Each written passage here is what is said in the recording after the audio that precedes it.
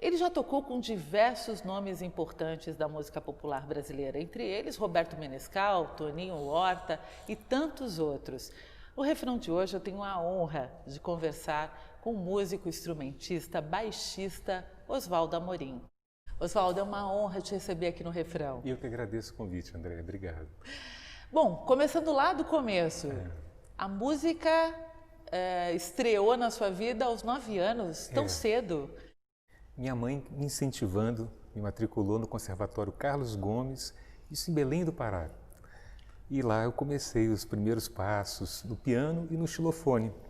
Era um xilofonezinho, uma maletinha pequenininha, que eu ficava tocando o dia todo. E o baixo acabou surgindo em que momento? Eu sei que você se inspirou numa banda. Exatamente. Então, eu era, assim, por volta dos 15 anos, eu passei pelo violão também depois, aos 11, mas com 15 anos eu assisti um show que foi decisivo na minha vida. Rock in Rio 1. 1985. 85, janeiro, mais precisamente dia 11 de janeiro. Nunca esqueci essa data, foi a estreia do Rock in Rio, o primeiro dia. E era o Iron Maiden, o baixista era Steve Harris. Foi um show assim, inesquecível para mim, que mudou a minha vida. E a partir dali O que te chamou a atenção no Steve Harris? Eu já era fã da banda e Steve Harris era o band leader, né? Ainda é. E era o grande compositor, e as linhas de baixo dele eram maravilhosas. E assim, a energia dele no palco, aquilo ali me fascinou. Era o cara que eu realmente focava e admirava.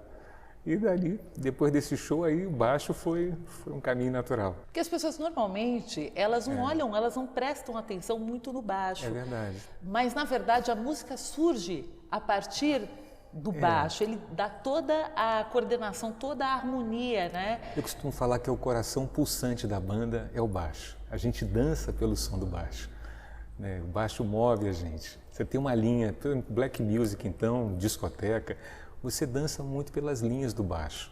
Mesmo o samba, a cadência do baixo no samba é maravilhosa. E quando pega um baixista bom... Aí, um abraço. E falando em baixista dos bons, você teve várias inspirações, além do Steve Harris. Quem mais te inspirou? Então, Paul McCartney, eu era um fã incondicional dos Beatles, ainda sou, admiro demais as linhas do Paul McCartney, as composições dele, a maneira como, muitas vezes, a linha dele funciona como um contracanto, uma melodia à parte. Você pega Something, que até a música nem é dele, é do George Harrison, você analisa aquela linha, é uma melodia à parte. Você pode tirar todos os instrumentos, deixar só o baixo e a voz e está tudo ali. Agora, na parte técnica, Jaco Pastorius foi definitivo também em minha vida. Foi um cara que abriu as portas para 1000 possibilidades no instrumento, harmônicos, né, fretless, ele tocava no baixo sem traste, fazia a abertura do CD dele de estreia, só ele percussão, tocando Dona Lee do Charlie Parker, era uma coisa de louco. Então é um cara que realmente moldou, assim, e é um divisor de águas na história do contrabaixo. Aliás, você fez um tributo, né, uma homenagem ao Pastorius. Foi há 2 anos atrás, quando completou 30 anos, 3 anos atrás, quando completou 30 anos da morte prematura desse grande nome da música, aí eu resolvi fazer esse tributo ao Jaco. E virou até um especial, tá lá na TV Senado, tá lindo, tá tudo lá registrado. Como é que começou essa mudança? Ou você já admirava os dois? Contrabaixo acústico e contrabaixo elétrico. Quando começou um, quando começou o outro? Ou foi ao mesmo tempo? Não, não foi. Primeiro foi o baixo elétrico, foi muito forte, assim, era mais a questão do rock, do blues, ou da música pop. E aí minha mãe foi transferida para Brasília junto com meu padrasto, vieram morar aqui. E eu entrei na Escola de Música de Brasília, que foi outra capítulo à parte na minha história, trajetória musical. E lá eu conheci Lenice Maranese, Paulo André Tavares, Zequinha Galvão, e que me levaram para o jazz e para a música brasileira, né? Para MPB, para o samba, para Edu Lobo, para todos esses grandes compositores brasileiros, Chico Buarque, que eu já ouvia e admirava, mas não tocava. Tocava mais Djavan, tocava aquela coisa meio MPB mais pop, Caetano, Gil. E, de repente, com a Lenice eu fui tocar Tom Jobim, Bossa Nova, e lendo partitura, e com os arranjos que ela escrevia, que Paulo André, e o Zequinha me dando todas as dicas de levada de samba, de jazz também. Então, ali que eu comecei a estudar baixo acústico, por acaso, porque não tinha baixo elétrico nessa época na escola de música, tinha só o baixo acústico. Então o acústico veio primeiro, o baixão? Não, eu já estudava elétrico no Rio de Janeiro. Sim. Eu comecei no Rio de Janeiro, meu primeiro professor foi o Dodo Ferreira, pessoa maravilhosa, tocava com o João Penck e os Miquinhos Amestrados e um monte de gente. Eu me lembro dessa banda. Dodo é um figuraça, uma pessoa maravilhosa e que abriu as portas para mim assim no início do instrumento. Estudei com ele quase um ano. E depois estudei com o que eu costumo dizer que é meu grande mestre, Aurélio Dias, que era o baixista da Marina, da Fernandinha Abreu, tinha o grupo Punch, é um grooveiro nato, um cara que o lance dele é groove, é a levada. E era arranjador, super baixista, morreu também muito novo. E esse cara abriu as portas para o lance, para mim, que é a parte essencial do contrabaixo, que é o groove, a levada. E ele realmente me passou várias referências maravilhosas. Bernard Edwards, James Jamerson, Robert Cool e tantos outros, assim, que foi assim, abriu minha cabeça para black music, que eu já ouvia de garoto, por tabela, pela discos e FM da época, mas ele me apresentou os discos certos, os baixistas certos. Eu devo muito a ele, muito a Aurélio. E depois eu vim para Brasília e aqui eu tive 2 grandes professores, 3 de baixo. Foi o Tony Botelho, o primeiro que me iniciou no mundo desse instrumento aqui. O lindo aqui, fazendo o cenário para gente. Aliás, um parêntese, esse baixo, ele era do Luizão Maia. Uau. Eu comprei da Voila, que tinha comprado da família dele. Então é um baixo que tem muita história. O Luizão foi baixista da Elis Regina por muitos anos. Quase todos os discos da MPB, o Luizão gravou. Não, eu sempre peço reverência para tocar esse baixo que foi do Luizão. Chego assim, ó, com licença, Luizão. Muito bem. Agora sim, a gente teve aí um capítulo da tua história em que você acabou querendo estudar com um outro mestre. Isso. Um tal de John Patitucci e Jeff Andrews. Jeff Andrews. Você foi atrás dele nos Estados Unidos. Mas essa história a gente conta no próximo bloco. Claro. Daqui a pouco, que vamos ter que fazer o intervalo. Primeira parada do refrão, daqui a pouco a gente volta. Fique com a gente.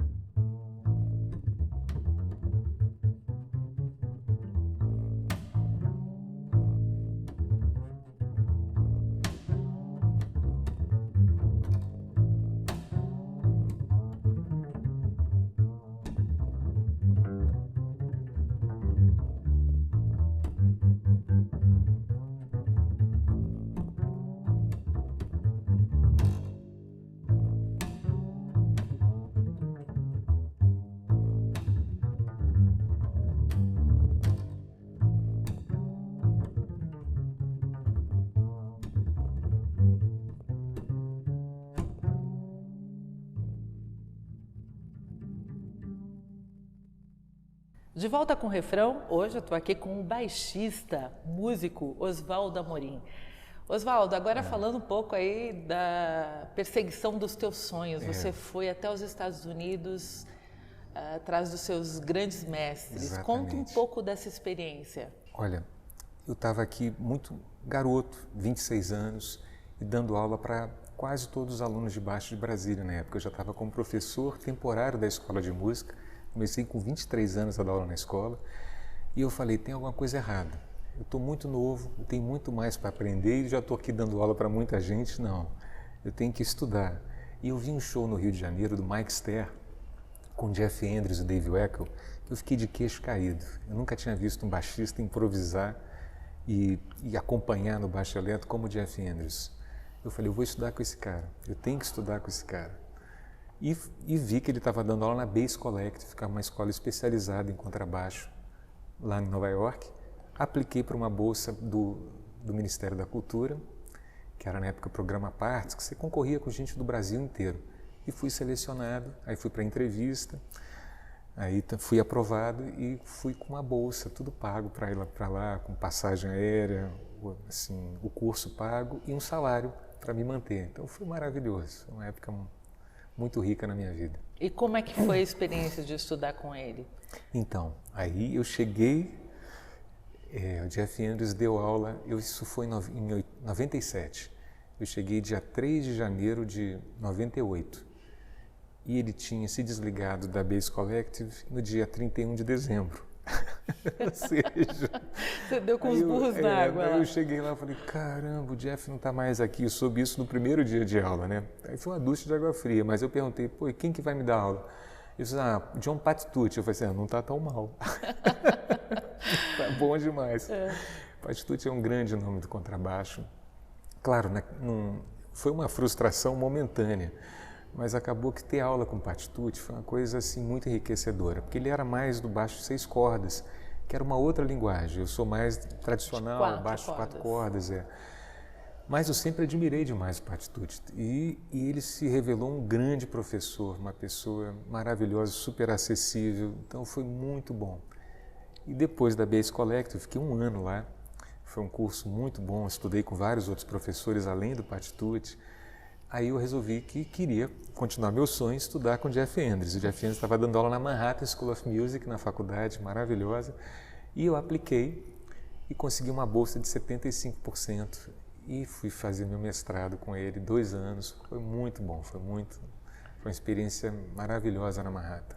E você ficou tocando em Nova York? Fiquei. Como é que foi essa experiência? Então, eu cheguei, no início eu tinha um salário. Então, eu não precisava chegar já trabalhando, tinha um salário para me manter que o governo estava me bancando nessa época. E foi ótimo porque eu podia assistir todos os shows que eu sonhava. Claro, o dinheiro era curto, então eu abdicava do jantar para poder assistir um show. E era muito louco porque eu abri o jornal e tinha lá, assim, às vezes 3 shows numa noite imperdíveis, né? Os 3 não, dezenas. E eu falei, nossa, eu tenho que assistir esse cara, tenho que assistir o Ron Carter, tenho que assistir esse. E aí eu saía pingando, porque lá o sistema lá não é um show inteiro, você assiste um set, se você quiser ficar, você paga mais uma entrada e você assiste o segundo e o terceiro set. Então eu ia pingando de bar e casa noturna em casa noturna, eu saía de uma para outra, até que depois de um mês o pessoal falou, Oswaldo, eu não entendo você, por que você sai igual um louco? Eu falei assim, não, cara, eu tenho que assistir. Eu falei assim, pô, mas você já reparou que eles estão no mesmo lugar toda semana? Aí que eu me dei conta, é verdade, não precisava assistir 3 shows numa noite. Aí eu desacelerei um pouquinho, fui curtir, aí assisti o show todo, mas eu cheguei com muita sede ao pote lá. E você chegou a tocar? Toquei de tudo. Toquei rock, toquei pop, toquei axé. Uau! Toquei samba, toquei jazz, toquei fusion, toquei música cubana. Nova York, você tem todas as tribos, você tem todos os estilos lá. Lá é a meca da música, da arte. Então, eu bebi em várias fontes e pude tocar vários estilos lá. Foi muito bom. Mas foi engraçado, essa do axé, eu me lembro que eu aqui no Brasil, eu tinha um pouquinho pé atrás com axé, com sertanejo, né, com essas coisas. Eu gostava mais de jazz, de MPB clássica, de bossa nova. E cheguei lá para estudar esse determinado estilo de música que era o jazz, me aprofundar nisso, em música cubana também, que eu adoro. E ia todo dia testar instrumentos na Samesh, sempre, né? Já estava tocando rock pop lá e fazendo umas gigs de música brasileira, assim, mas mais samba, bossa nova.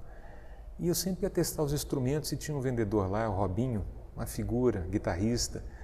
E ele gostava muito de mim, sempre batia um papo. Um dia ele chegou para mim: Oswaldo, isso no primeiro ano que eu estava lá, nos primeiros meses. Assim, o nosso baixista está indo morar no Rio, cara, a gente está precisando de um baixista para a nossa banda. Eu já sabia que era axé, né? Aí eu falei: pô, Robinho, ele paga $200 cada show. Eu falei: tô dentro. Eu falei: vamos nessa.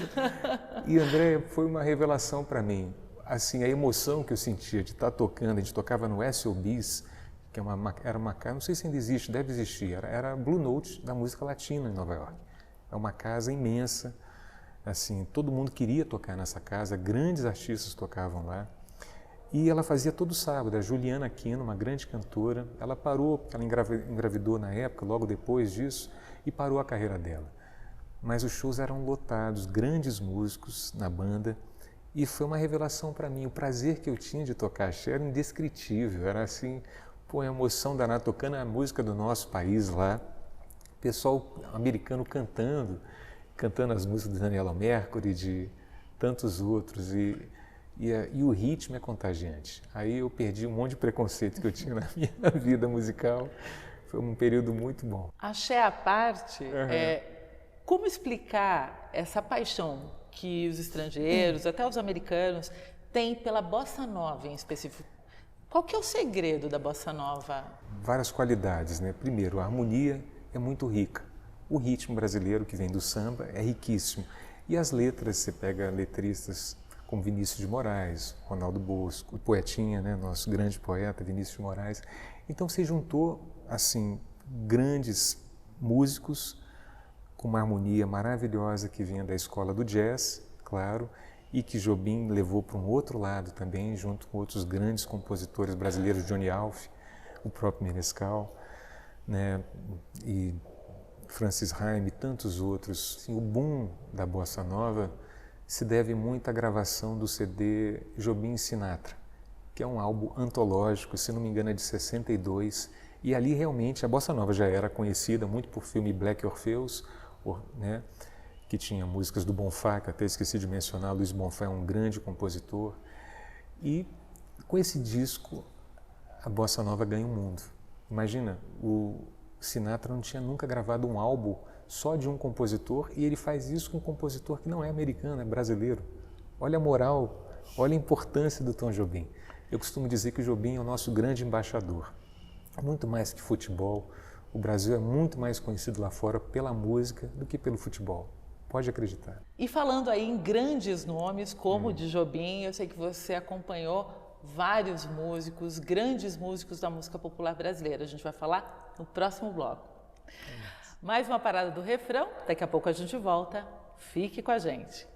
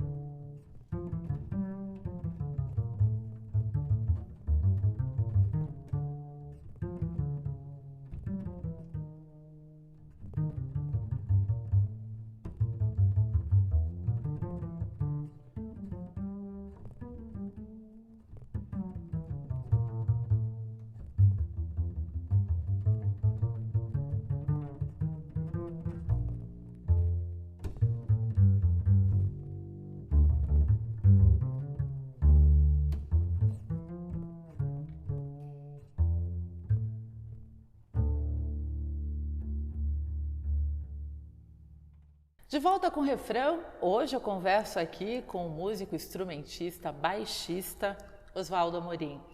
Oswaldo, agora falando um pouco mais aí da tua trajetória enquanto baixista de outros músicos. Você é muito requisitado.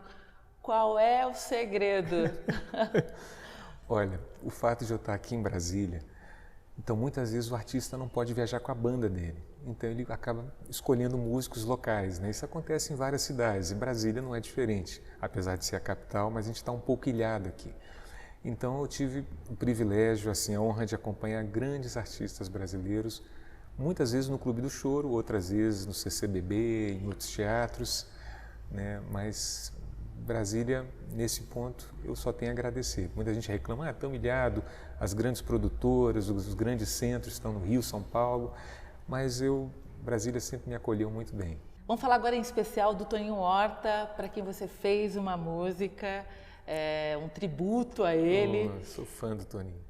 Me conta um pouco da história de vocês dois aí e também sobre essa música que a gente acabou aqui tocando no refrão. Toninho acompanha o trabalho dele desde garoto, né? Assim, quando eu comecei a enveredar para MPB, né, comecei ouvindo muito Beto Guedes. Até hoje amo Beto Guedes e Clube da Esquina virou o meu álbum preferido, né?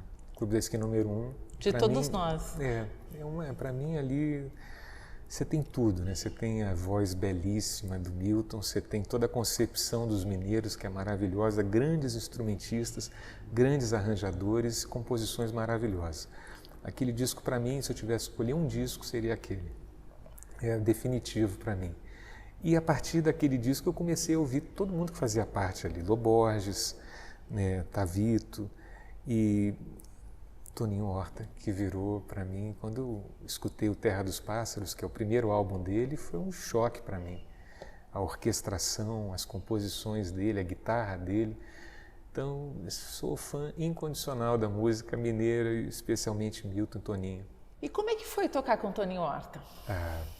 Maravilhoso. Ao mesmo tempo, eu não acreditava, né? A primeira vez, aliás, só fazer um parênteses também, quando eu morava em Nova York, eu conheci a Gilda Horta, que é produtora e irmã do Toninho. Olha! E ela estava produzindo um trabalho que eu estava participando na época, e ela marcou uns shows para a gente fazer. Eu com o Toninho lá, quer dizer, eu ia acompanhar o Toninho em Nova York, isso nos anos 90, final dos anos 90.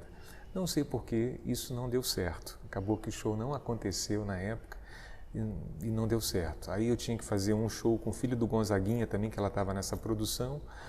E também eu tive que vir para o Brasil na época, acabei não fazendo, foi no Lincoln Center, também não pude fazer esse show. E fui tocar com o Toninho muitos anos mais tarde aqui em Brasília, no Clube do Choro, né? E foi, mentira, foi na primeira vez, foi no curso de verão de 1996, 97. E aí eu, garoto, menino lá, ainda dava aula para muita gente, mas ainda me considerava um estudante nessa época. E a gente tocou junto, era um show com os arranjos do Ian Guess, e o Toninho Horta era o guitarrista, Robertinho Silva na batera, Renato Vasconcelos no teclado, um monte de gente boa. E eu toquei ali pela primeira vez com o Toninho, mas o show dele mesmo foi no Clube do Choro, no lançamento do livro dele. Aí foram 2 noites maravilhosas, casa lotada no Clube do Choro. E qual foi a emoção dele ao ouvir a música que você fez para ele? Ele ficou muito feliz, citou ela no show, e quando eu convidei ele para gravar, foi muito generoso. Além de ele colocar a guitarra e violão que eu tinha pedido, ainda colocou a voz por conta dele. Ele falou assim, tomei a liberdade de colocar umas vozes aí, vê o que você acha. Foi assim, na hora que eu vi, eu praticamente chorei de emoção. E essa música do Toninho Horta aqui nesse trabalho seu, que, aliás, o que chama atenção é o primeiro trabalho depois de muitos anos de carreira. É verdade. Por quê? Eu te pergunto por quê. Então, eu gravei centenas de discos, né? Mas sempre acompanhando os artistas, outros trabalhos, cantores, compositores. Até gravei um meu com Paulo André, uns 10 anos atrás, com composições minhas, mas era um trabalho do nosso duo. Trabalho solo, esse foi o primeiro e realmente demorou muito a sair. Eu tenho várias composições que ainda estão guardadas, André, que eu nunca gravei. E esse trabalho veio, acho que até na hora certa. Claro que eu deveria ter gravado há muito mais tempo, mas essa minha carreira de professor, de músico sideman, acompanhando vários grupos, me absorvia demais. E ainda filho, tudo. Eu nunca tive esse tempo para realmente cuidar dessa minha carreira com esse afinco. E veio nesse momento. Eu estava mais pleno, com mais tempo, e falei, não, tem que cuidar de mim agora. Está na hora disso.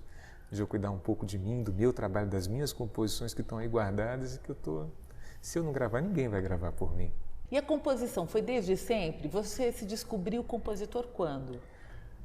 Muito novo. A minha primeira banda que eu tive no Rio de Janeiro, uma banda de rock chamada Estranhas Mutações, né, hoje ele é até um DJ famoso, o vocalista é o DJ Sadam, o Maurício, um grande amigo meu, Gustavo Figueiras na guitarra e o Henrique Zen na bateria, que já faleceu, um grande amigo também. E para esse grupo, na época a gente misturava clássicos do rock, né? Steppenwolf, Celso Blues Boy, que a gente era fã, e composições nossas. E ali eu comecei a compor. Maurício fazia as letras, eu também fiz algumas, e fazia as músicas. Então fizemos na época acho que umas 4 músicas em parceria, começou nessa época, mas era coisa mais de rock, poucos. E a primeira música que eu fiz, assim, um pouco mais elaborada, foi no baixo. E que está até no CD também, que é uma música de 87. Tinha 2 anos e pouco que eu tocava baixo, chama Prelúdio. Está aí nesse CD, que é uma música que eu tenho muito carinho. E que estilo que é Prelúdio? Essa Prelúdio é uma música instrumental. Não dá para definir muito o estilo, porque ela assim, não tem uma levada característica. Remonta quase até o clássico um pouco. Por isso até que eu botei esse nome Prelúdio. Que lindo, porque assim, o fato de você compor e não apresentar suas músicas, talvez faltasse um pouco de confiança, mas o que a gente acabou ouvindo disso realmente é uma obra incrível. Que bom, fico feliz. Que eu acho que você não vai deixar mais escondida. Não. Agora sim, eu estou realmente focando nessa fase da minha carreira, em produzir mais, em estar levando esse meu trabalho à frente. É isso que eu estou focando agora. Até esse CD vai virar vinil, né? Já estou no processo disso. Como é que as pessoas podem entender o contrabaixo, seja elétrico, acústico? Ele é protagonista? Então, muitas pessoas enxergam o baixo como instrumento de acompanhamento, meramente acompanhamento. Mas depois de Jaco Pastorius, de Stanley Clarke, Victor Uten e tantos outros, o baixo é linha de frente também.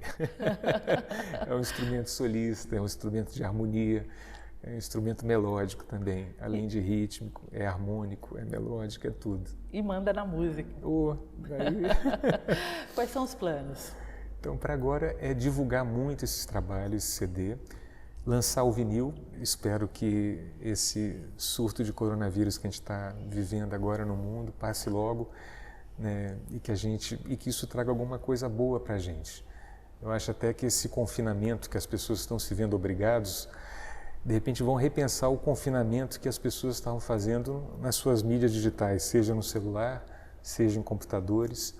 Tomara que isso provoque e promova uma mudança de hábito, uma reflexão, que as pessoas passem a viver mais fora de casa, fora dos seus tablets, dos seus celulares e vivam a vida plenamente mesmo. É isso aí.